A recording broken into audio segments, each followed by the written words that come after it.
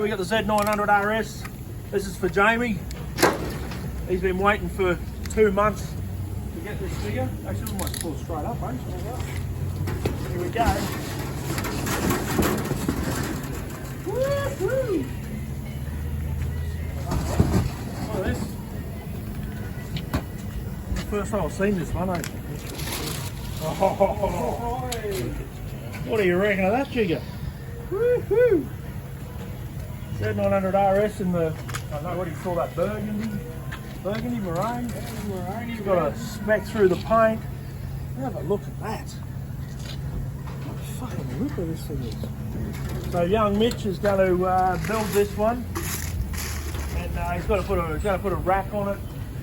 This little rack, radiator guard, and a tank pad on this one. So we should all got that all sorted. So yeah, let's do it. We'll get into